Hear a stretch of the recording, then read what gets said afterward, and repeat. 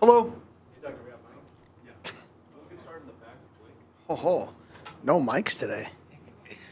Hey, Kenny, Blake Neiman, Fox 10 News. What are kind of the emotions, 2 8-3 teams playing for the Territorial Cup this week? What do you kind of just view that opportunity as? Yeah, it's awesome. It's awesome to have this game be played with two really good football teams.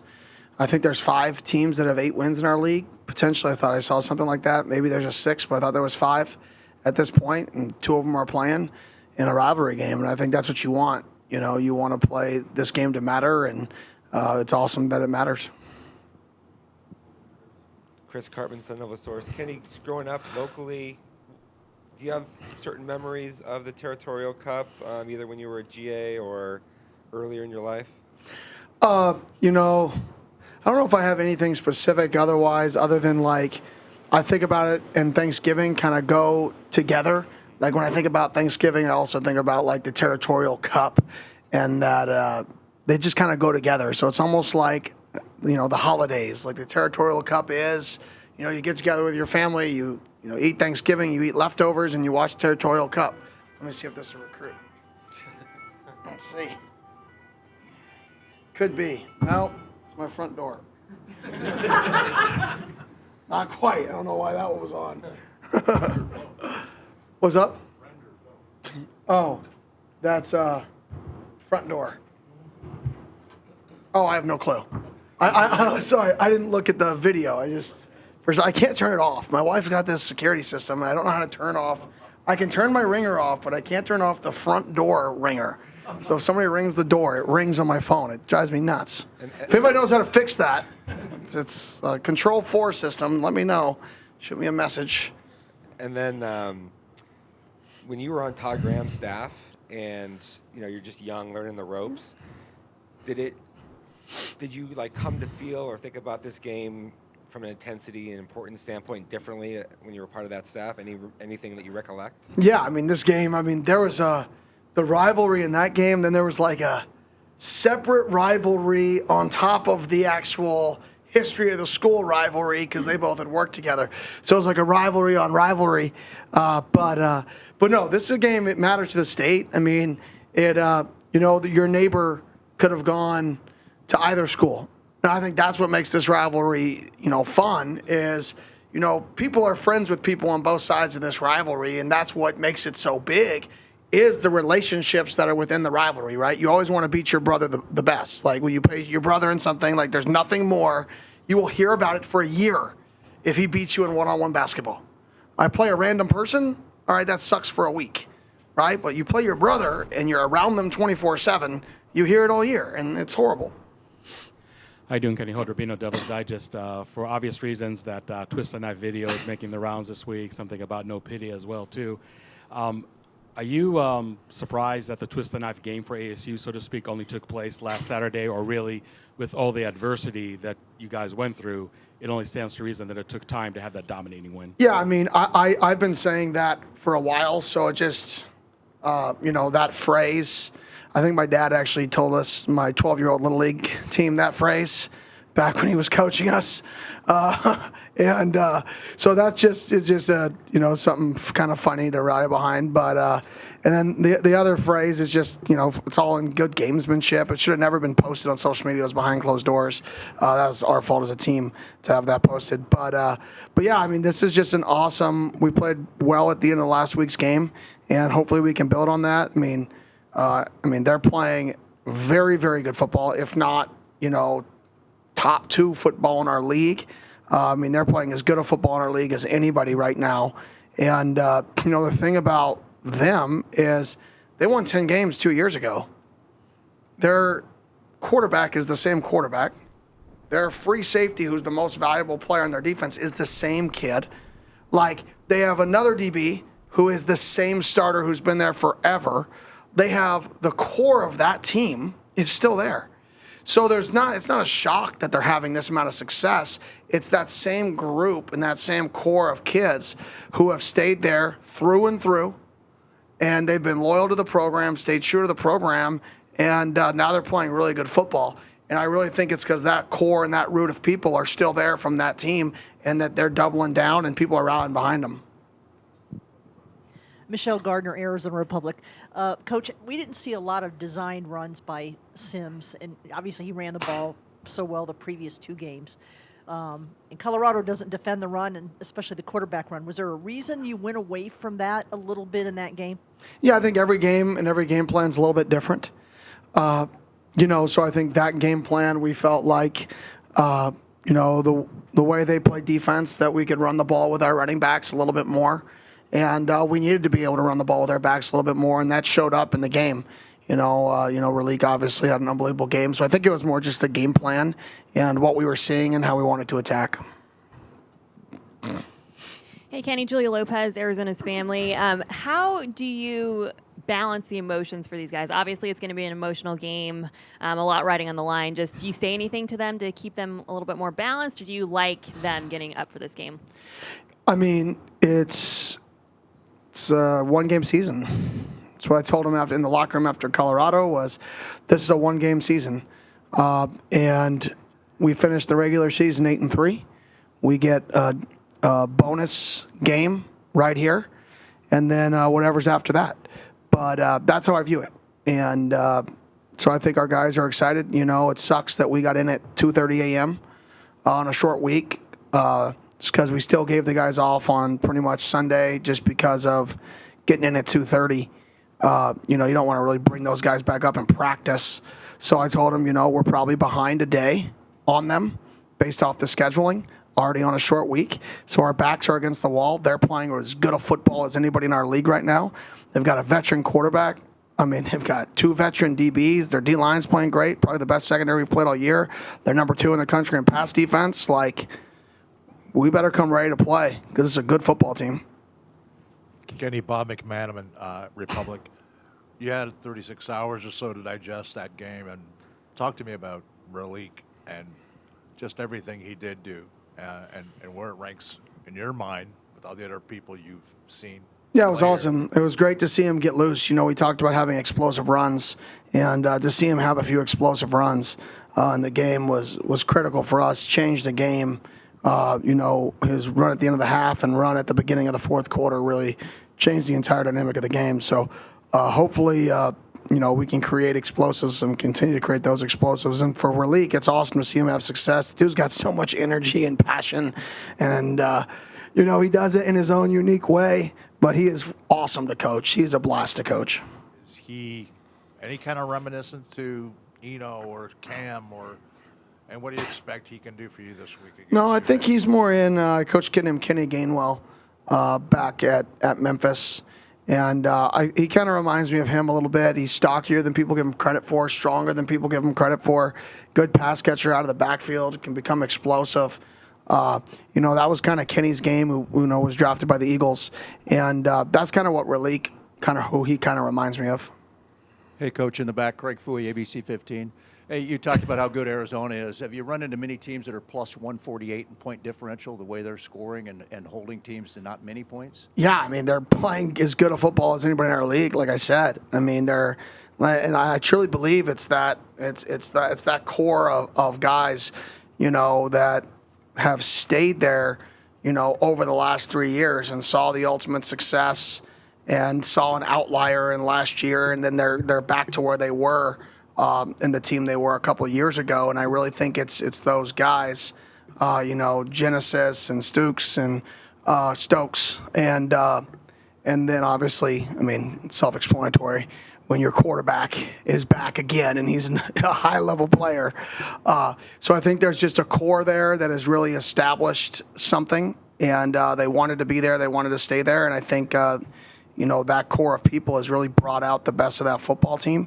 And those are their best players, and it's kind of fun, even though you don't, it's your rival and stuff like that. It's fun to watch guys kind of stick through something and then come out on the other end and have an unbelievable season.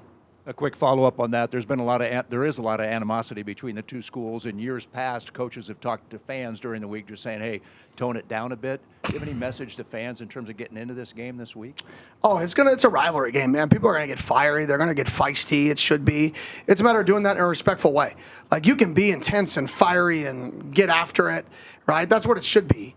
I mean, we're not going into our locker room and saying, we like these, let's like everybody, yay. Like, no, this is a rivalry game. Like, it's on, right? But you can do it in a respectful manner. You can want to compete at the highest level and respect your opponent. And I respect these guys. I respect the players that are on this team because what I've said before, they've stuck through it.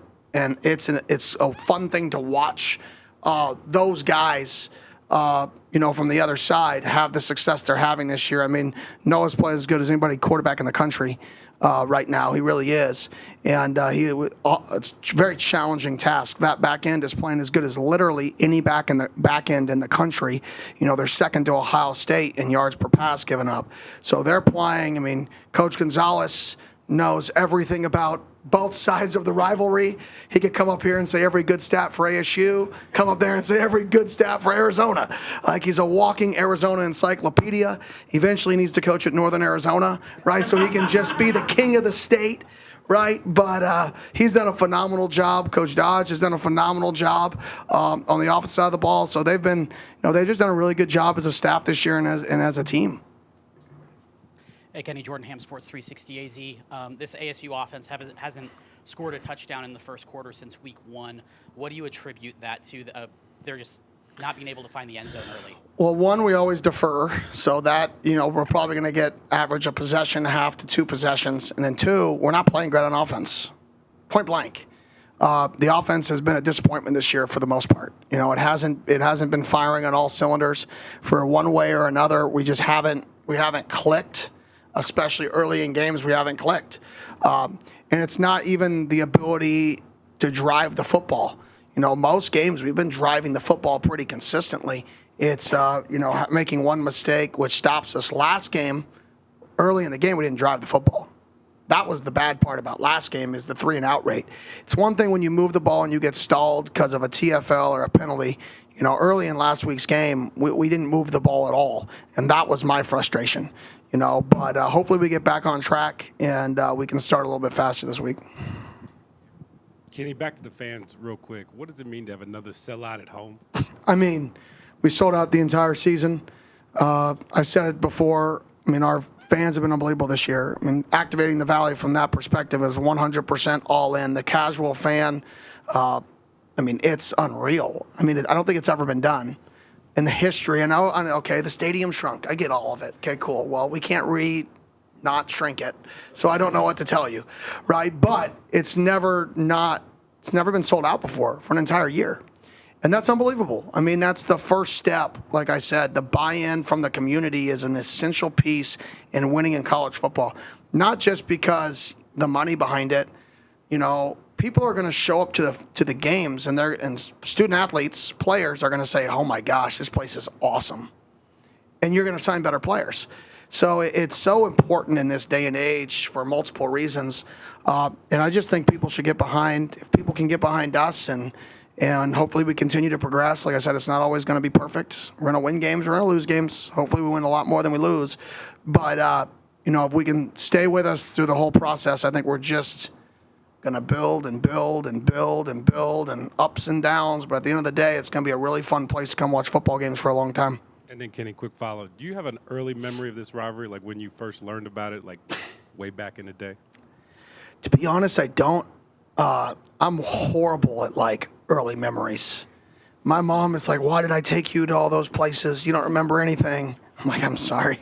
I don't. I'm horrible with the early memory thing." I just, like I said, I would just say Turkey, Thanksgiving, and, the rivalry game. I would say that's my early memory. And then painting the A.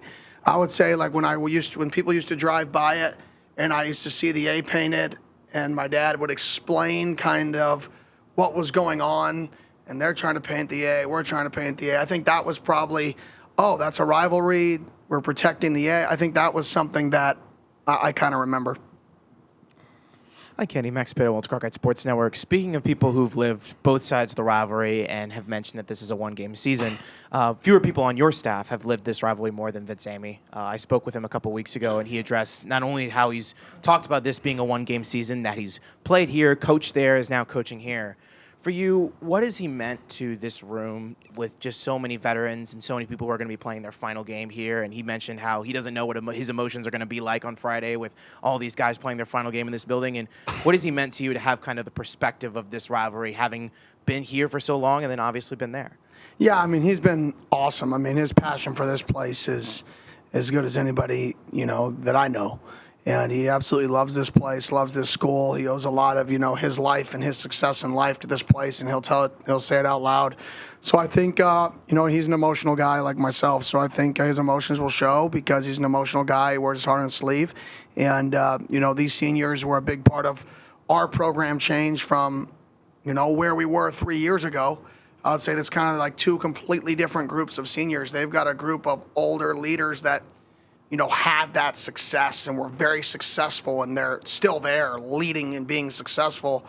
Our guys showed up and they had to figure it out how to change the dynamic, and they kind of changed it, and now they're coming to an end. So I think it's really cool to have two different programs with seniors that, the places truly matter to them, and it's really fun to see our guys get to go out there in their last game knowing that they took this place from there's 30,000 fans in that stadium to sold out all their senior year. That's unbelievable. They saw the transition for those seniors, and I think that's something that not everybody can say. They were a part of a complete change of an organization. I think these seniors can say that. And quick follow-up to that, when you were an infant when he was playing here in the mid-'90s and going through all those glory days, what stories maybe did he tell you about just maybe those times and having maybe the rivalry and what it was like maybe back then? Not many, but on that, my father-in-law delivered his twins, so that's a random thought for you. Hey, Kenny, Damon Allred, Arizona Sports. We heard a lot about the pregame speech Jordan Tyson gave on Saturday. A few weeks ago, he mentioned to us in the scrum that he wanted to be more outspoken with the team, but that he wasn't, and he wasn't sure why. What do you think changed over those few weeks and inspired him to do that? Yeah, I think he just realized how much he appreciates his teammates. I mean, when he was sitting out and he's like, man, I want to play, I want to play, I want to play, I want to play. And then he gets to everybody tell him, oh, I think he's not trying to play on purpose, right? He hears all that noise and he's like, no, I want to play. Why do all these people think I don't want to play? I want to play. I'm doing everything I can to play for these guys. And I think that emotion just kind of got to him. He's like, I want to make sure these guys know this isn't about me. I'm playing because I want to play with you guys. This is a team, and I want to do whatever I can to be on the field with you guys for as many games as I have left. And it's just pretty cool to see his maturity and growth over the last few years is pretty special. I think that capped it off. And then quick follow, were there any conversations that you had with him about how to go about that? Not at all. He just told me we pray, and then we usually give a speech. And right before prayer, he's like, Coach, I want to talk to the team. And I'm like, go for it. It's pretty cool. Kenny, over the past couple of years you've been here, the rivalry has kind of gone one direction or the other. First year, U of A won in blowout fashion. Last year, you guys went in blowout fashion. You expecting this one to be a little bit closer? Yeah, hopefully we don't get blown out. And then, like you said, the sellout environment all season. But with this being the rivalry game and at home, are you expecting it to be even louder? Just what are you expecting the energy? Oh, yeah, I'm expecting this place to be rocking. Absolutely rocking. Unfortunately, there's going to be some other colors in there, too, because a lot of their fans live up here as well. But I want this place to be rocking. I mean, this should be one of the best environments in college football this weekend. Absolutely one of the best. And you got two really, really good football teams playing in a rivalry game with, a lot of guys who are passionate about their schools on both sides of the ball. This is what you want rivalry games to be. You want them to be this. Hey, Coach Ryan Myers, Devil's Digest. We've seen UConn basketball coach Dan Hurley talk about how he's making his players eat turkey on Wednesday, so not super sluggish on Thursday before their games or whatever on Friday. With it being a short week for you guys, what does this look like for you having Thanksgiving in the mix and also having to prepare for a game on Friday? Yeah, so obviously, you would have liked, if we were, we're here, something in the afternoon on Saturday, could have woken up, lifted, staff could have put together a plan, could have gotten back up on Sunday afternoon, Sunday night, introduced the plan, practice Monday, Tuesday. With us getting back at late, we kind of lost that day. It's either sleep or kind of cram and go. And I don't think, I've never been a believer in cramming and not resting your players after games. So tonight we'll come in and have our meetings. We'll have a turkey dinner tonight because we always have a winner dinner. If we win a game, we have a good little dinner up there. I think last week was like, I don't know what it was. What's it called when like the joisters on horses? What's it called? That's castle night or something like that. Well, yeah, medieval. That's it. It was like a medieval times theme last Sunday or last Monday. This week I said let's do a Thanksgiving dinner for everybody, just because that's a 2-for-1. All the guys come up here, have Thanksgiving dinner before our meetings, and then we'll have a normal Tuesday. We'll have a half practice on Wednesday, a walkthrough Thursday, and go play Friday. So we just cut out really our Fast Friday as part of our week. So it's not a huge deal because all we did was cut out Fast Friday, but we potentially would have done it, or we would have done it a little bit different. I had another schedule planned based off different kick times and different situations. So that's where we landed. Hey, Coach. Luke Lumner, Sun Devil Source. You mentioned growing up in this rivalry associated with Thanksgiving, how much it might mean to you. A lot of these guys on your team aren't from Arizona, but last year we saw how much it meant to them. What do you attribute that sudden passion and love for this game to? I think just the passion they have for this place. You know, you have guys in our team going to volleyball games, the back-to-back Big 12 champion, right, ASU volleyball team, right, and we're going out to games. And I'm showing up, and all of a sudden I see like 12 of our players or 6 of our players in there watching games. That's awesome. So I think what do I attribute it to is our players love it here. I think the majority of our team loves it here. The majority of our team is truly a Sun Devil. Like they're going to come back and like Cam's doing, and they're going to celebrate, and they're going to be at this rivalry game in the future. Like this is what they want to be a part of. So I think it's just one of those things. You talk about Scadaboo coming back for the game on Saturday. Anything you've told your guys about him coming back, maybe guys who didn't play with him last year? I haven't really mentioned it to the guys yet, but he's fired up. I'm fired up. It's what college football is supposed to be. You should graduate from a school and have a passion about that place and come back to that place and feel like you're at home. And for him to be able to come back, he's going to feel like he's at home, and it's just awesome. Not to get too far ahead, but you did a great job last year retaining your roster, and you've talked about the importance of that to what you're trying to build. And so the Levitt situation notwithstanding, how do you feel about how well positioned that you are to return the players that you want next year? Yeah, I mean, I think we're in a good spot. I think for me, it's always about we want dudes who want to be at ASU. And I've said that before. I feel like we're in a good spot to be able to get that accomplished. The guys who truly want to be here, the guys that are all in on being at ASU, the guys who believe we can help them achieve what they want to achieve and believe this is the best place for them and that we're going to take care of them, I think we're going to have a really, really good chance to keep those guys here. And then I think we're going to have the ability to go attract a lot of really good players as well. I mean, when you're selling out crowds, when you have investment from the school, and when you have some of these things, I think it positions us really, really well to be, a destination for some of these guys. Kenny, aside from Scat, are you having any other former players come in leading into the game to talk to the team? No, I'm probably going to have, Key doesn't even know it yet, but I'm probably going to have Coach Amy talk to the team. Just because obviously he's somebody our guys know and respect, and I haven't had him speak about this rivalry yet in the last 2 years, so I'm probably going to let him say something. Kenny, non-football question here. Did you see Marley's shot the other day? Oh, yeah, that was unbelievable. That was a great shot. That was unbelievable. I was like, yep, that was really good. So on that note, I know on Saturday we have, games in the morning. I know we have hockey in the afternoon. And then we have, obviously the Territorial Cup at night. I mean, Black Friday. I mean, I don't know if there's a better place to be than, out here. Get out here, in the morning, get to the hockey game, come to our game, and it should be a fun Friday. Any more questions? Awesome. Thank you. Go Devils.